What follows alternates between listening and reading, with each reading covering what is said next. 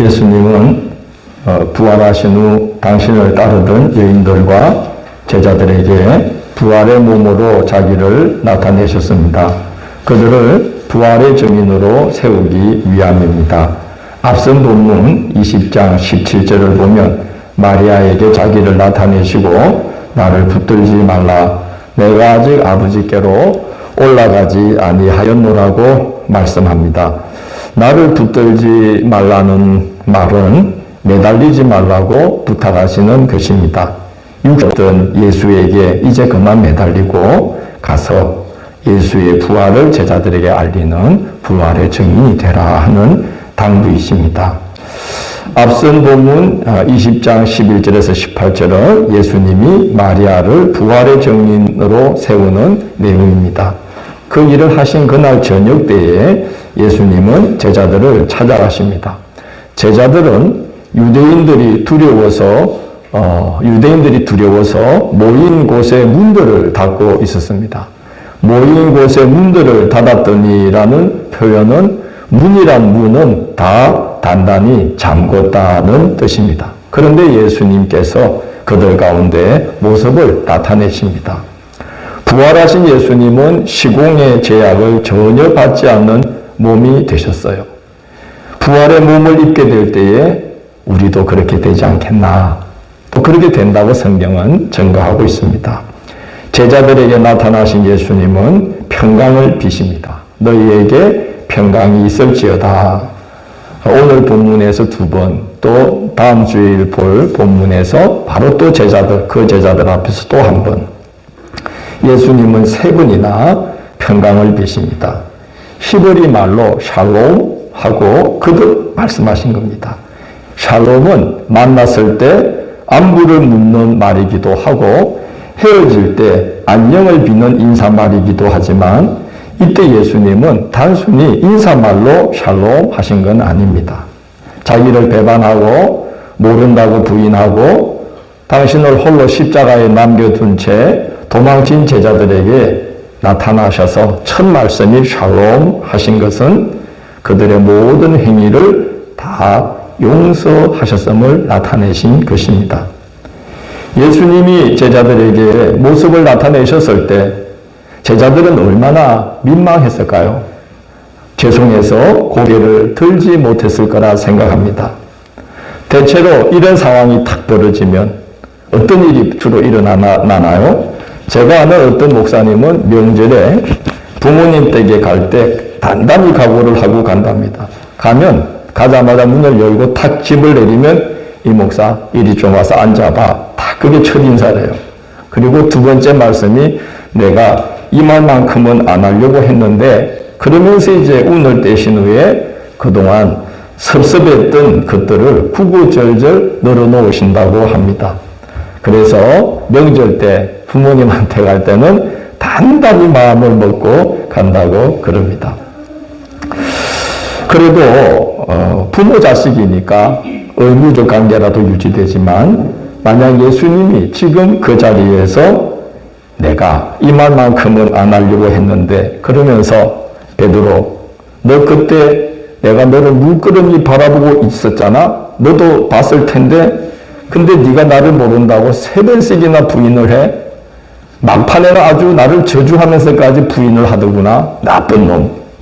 그랬다면 어떻게 됐을까요? 아마 제자 공동체는 와해되고 말았을 겁니다. 예수님이 너희에게 평강이 있을지어다. 샬롬. 그렇게 여러 차례 평강을 비시면서 제자들을 내가 다 이미 용서했다 하는 마음으로 그들 앞에 서셨기 때문에 제자 공동체는 다시 일어설 수 있지 않았을까 생각합니다. 상대가 용서받기 힘든 상처를 내게 남겼더라도 또 상대가 용서받을 마음의 준비가 안 되었다 할지라도 내가 먼저 용서하는 마음을 품고 샬롬하고 평강의 기도를 들어주면 서로 간에 더욱더 복된 관계로 은혜로운 모습으로 진전되는 길들이 비로소 시작된다는 것을 예수님이 보여주셨습니다. 예수님은 제자들에게 평강을 비셨는데 평강을 비신 그 또 하나의 이유, 요구서 외에 또 하나의 이유는 제자들이 지금 평강을 잃은 상태이기 때문입니다. 제자들은 두려움에 사로잡혀 있었습니다. 예수님을 십자가에 못 박아 죽인 자들이 두려워서 문이란 문은 다 걸어 잠그고 숨어 있었습니다. 그들에게는 또 다른 종류의 두려움이 있었을 거라고 생각합니다. 예수님께 희망을 걸고 모든 것을 버려두고 예수님을 따랐는데 이제 뭘 어떻게 해야 하나 하는 그 막막한 두려움이 제자들에게 있지 않았을까요? 21장 3절을 보면 그들의 막막함을 느낄 수가 있어요. 이렇게 기록되어 있습니다. 시몬 베드로가 나는 물고기 잡으러 가노라 하니 그들이 우리도 함께 가겠다 하고 나가서 배에 올랐으나 그날 밤에 아무것도 잡지 못하였더니 그렇게 기록되어 있습니다. 베드로, 도마, 나다나엘, 야고보, 요한 그리고 다른 제자 둘 이렇게 7이 둘러앉아서 야 우리 앞으로 어떻게 하지? 하고 한숨을 쉬고 있었던 것 같아요. 그러자 베드로가 어쩌긴 뭘 어째 송충이가 솔잎을 먹고 살아야지 난 그냥 갈릴리로 가서 옛날처럼 고기나 잡을 거야. 그러자 다른 6 제자들도 그래 우리가 뭐 고기 잡는 거 외에 할 수 있는 게 뭐가 있겠어? 그리고 이제 베드로를 따라갔던 겁니다. 그나마큼 제자들은 막막하고 뭐 어떻게 해야 될지 모르는 상황에 있었던 거죠. 그런 여러 두려움에 휩싸여 있는 제자들에게 예수님은 나타나셔서 샬롬 너희가 평강하기를 원한다 하고 평강을 비셨어요. 제자들은 평강을 되찾을 수 있었습니다. 예수님이 평강을 비셨기 때문에 그런 겁니다. 평강은 하나님께서 주시는 선물입니다. 하나님께서 마음에 평강을 허락하시면 두렵고 답답한 상황에 우겨싸임을 당해도 낙심하지 않고 힘을 낼 수 있습니다. 그래서 바울 사도가 그러잖아요. 우리는 넘어진 자 같으나 일어서고 사방으로 우겨싸임을 당하여도 우리는 낙심하지 아니하며 답답한 상황에 처해도 우리는 답답해하지 않고 평강을 잃지 않는다는 고백을 합니다. 바울 사도는 각 교회에 편지를 보낼 때마다 예수님처럼 평강을 빌면서 권면을 시작합니다. 로마 교회에 보낸 편지인 로마서 1장 8절을 보면 이렇게 평강을 빌어요.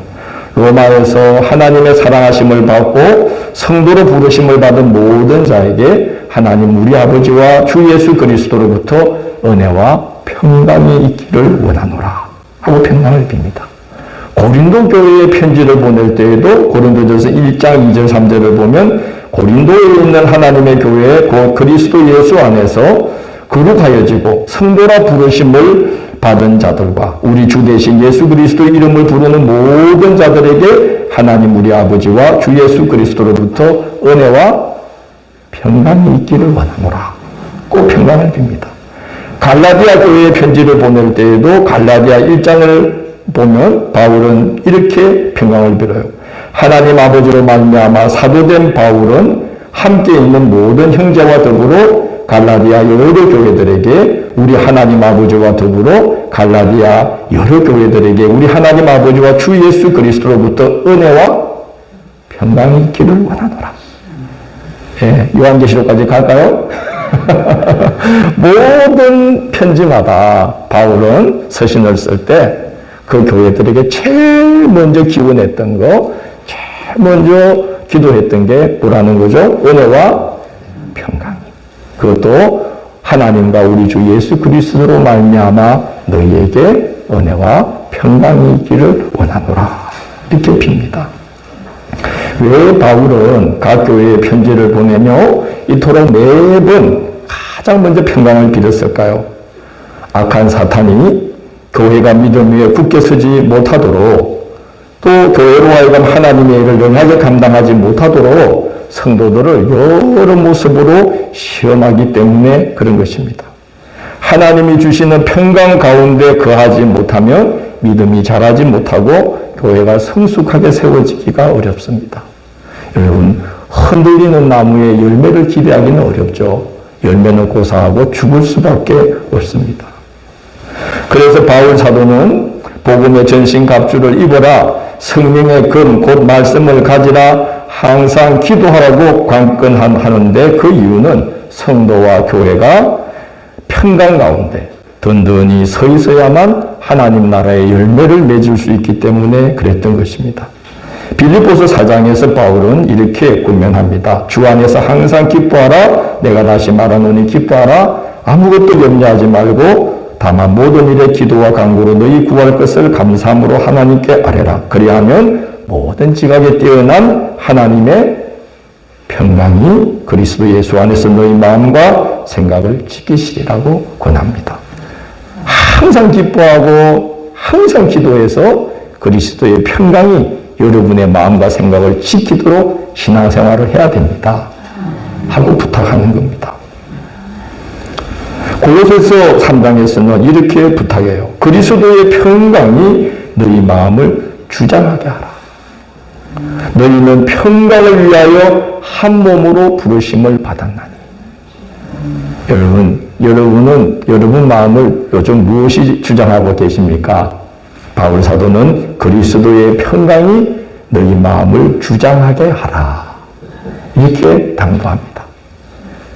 지배를 당하되 그리스도의 평강이 너희를 찾아오셔서 너희들을 감싸서 너희들을 이끌고 가도록 그렇게 그리스도의 평강에 여러분 자신을 내어드리라는 거죠. 평강의 지배를 받으라는 거예요.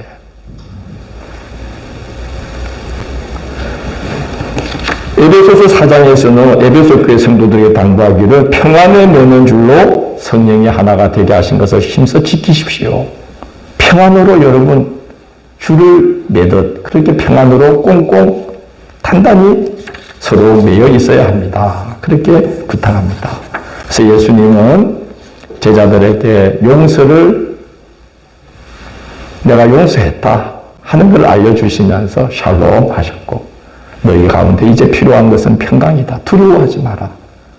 너희들을 위협하는 유대인들 두려워하지 말고 앞으로 우리가 어떻게 해야 되지? 하고 막막해하지 말고 그리스도의 평강 가운데 가라. 그러면 하나님께서 친히 너희를 평안에 주는 멜로 평안을 매는 줄로 너희를 하나 되게 하실 것이다. 하는 그 뜻으로 샬롬하고 평강을 비셨습니다. 두 번째에도 예수님은 너희에게 평강이 있을지어다 이렇게 평강을 비시고 아버지께서 나를 보내신 것 같이 나도 너희를 보내노라고 말씀합니다. 이제 제자들에게 새로운 사역이 시작됨을 알리는 겁니다. 예수님은 그리스도로 보냄을 받은 분입니다. 특별한 사명을 띠고 보냄받은 자들을 사도, 아포스톨로서라고 하죠.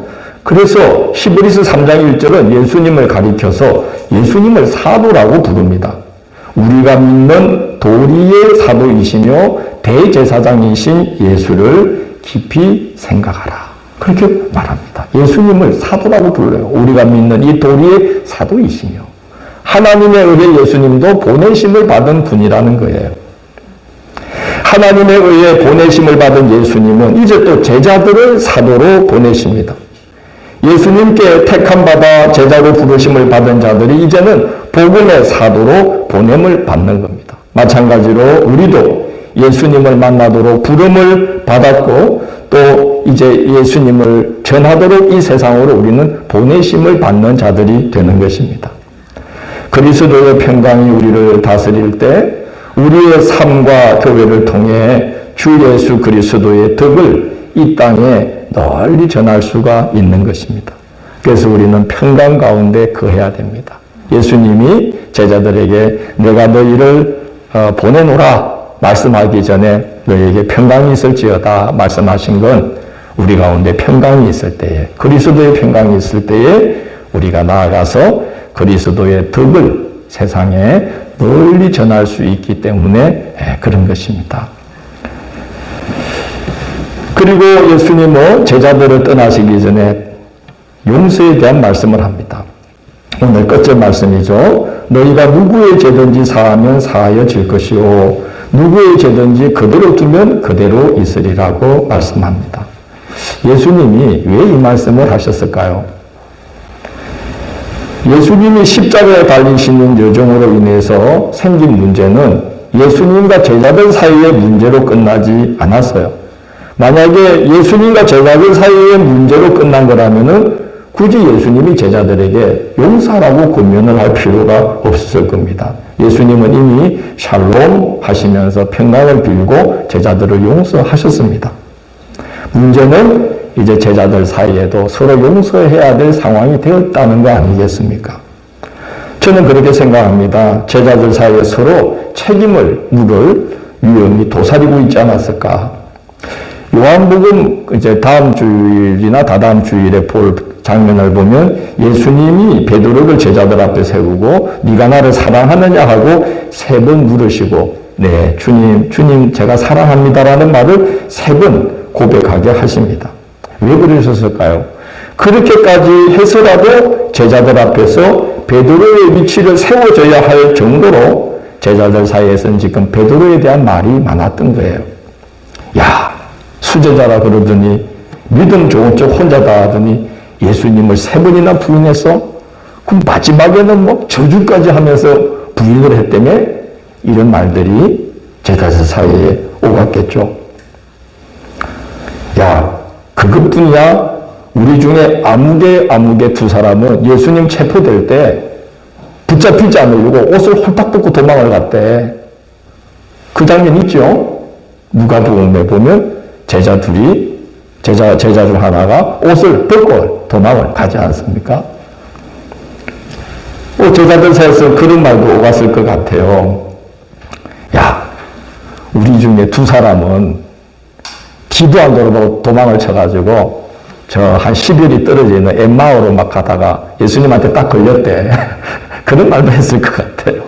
가다가 그냥 예수님 정통으로 만났대. 그래서 부활하신 예수님을 만났다고 그래. 이런 말들도 오가지 않았을까요?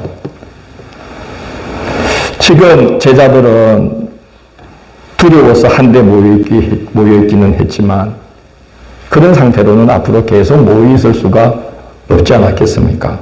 공동체를 이룰 수가 없던 것이죠. 그래가지고는 이 제자 공동체가 교회 공동체로 성장해 나가기가 어려웠을 겁니다. 그뿐 아니라 앞으로 제자들은 그보다 더한 상황들을 수없이 겪으면서 교회 공동체를 세우고 사도로서 교회를 이끌어가야만 합니다. 교회 하나가 제대로 세워지기까지는 세상의 모든 사탄 마귀가 총 출동하여 시험을 한다고 합니다. 얼마나 많은 상황들이 전개되겠습니까? 그 시험들을 모두 이기면서 교회가 평화 중에 든든히 자라가는 비결이 무엇일까요? 오늘 예수님은 그 비결이 용서다. 서로 용서하는 거다. 라고 말씀합니다.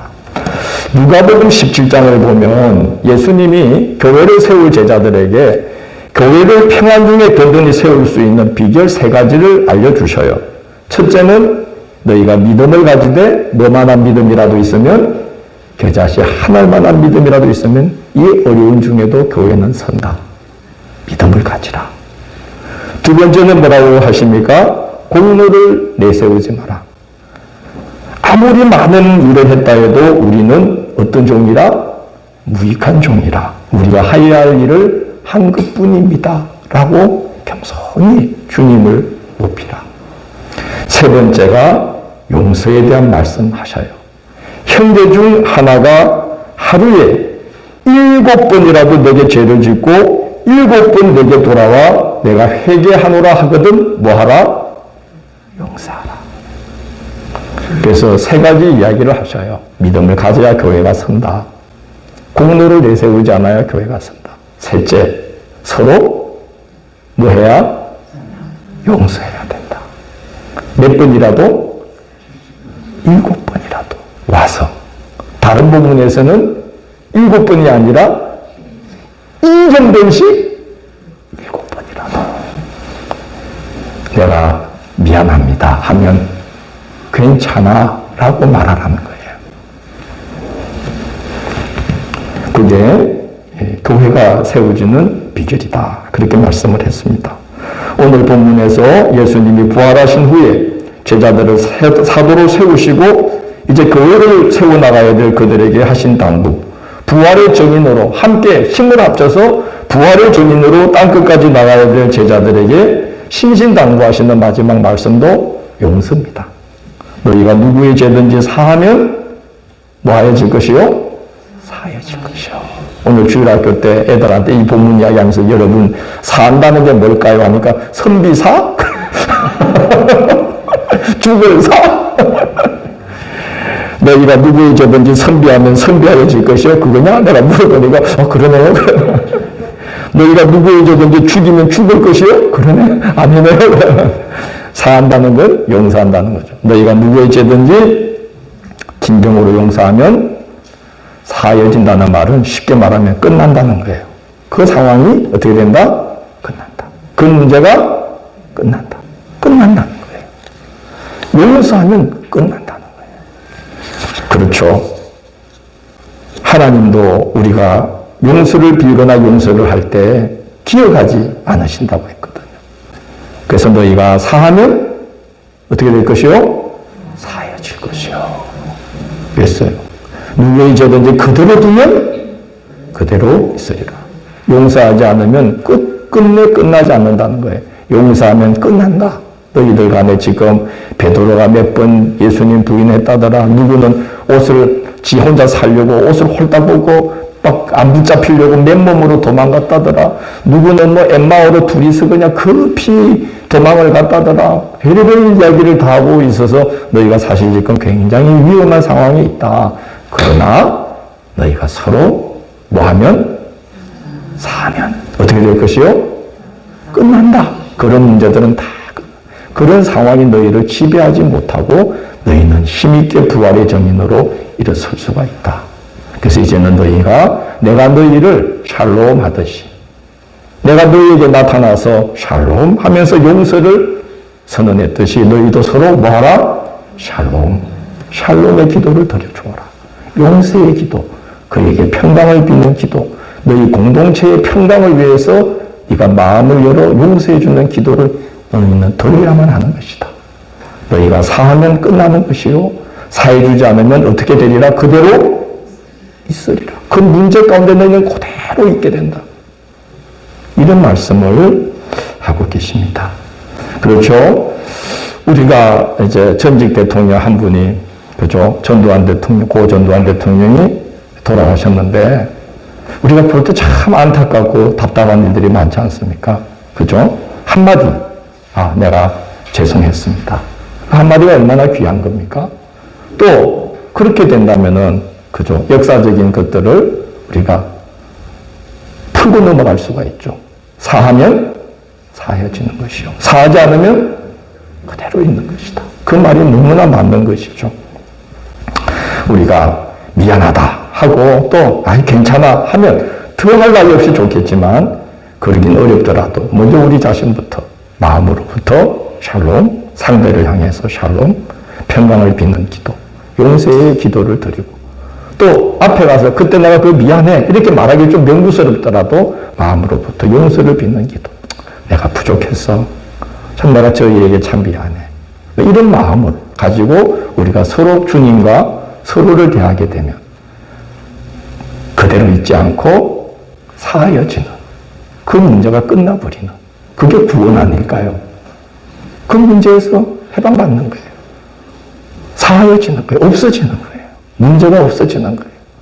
그 상황에서 우리는 벗어나는 거예요. 그게 구원이라고 믿습니다. 그러나 용서하지 않으면 어떻게 되고 그대로 그 문제 가운데 그대로 있는 거예요. 그게 지옥 아닐까요? 너희가 서로 사하면 사하여질 것이요. 그대로 두면 그대로 있으리라. 그러나 이게 절대로 사람 의지로 되는 게 아닙니다. 그래서 예수님은 제자들에게 성령을 받으라. 그렇게 당부하십니다. 성령을 사모해라. 그러면 성령께서 오셔서 우리의 마음을 주장하게 되십니다. 그래서 성령의 열매, 사랑과 희락과 화평, 평강의 열매를 맺을 수가 있는 거 아니겠습니까? 우리 하나님은 하나밖에 없는 아들을 내어주시며 당신의 의를 드러내셨어요. 우리 같은 죄인도 용서하시는 의를 드러내셨습니다. 그래서 우리가 예수 그리스도의 이름으로 우리가 용서를 빌며 또 용서하기를 샬롬의 기도를 드리면서 기도를 하면 성령이 우리 가운데 임하셔서 하나밖에 없는 아들을 죄인된 자들에게 내어주시는 그 하나님의 의가 우리를 다스리시게 됩니다. 그래서 우리가 용서하게도 되고 정말 참된 평강 가운데 거하여서 우리가 이 신앙의 길을 부음받은 자의 모습으로 걸어갈 수 있게 되리라고 믿습니다.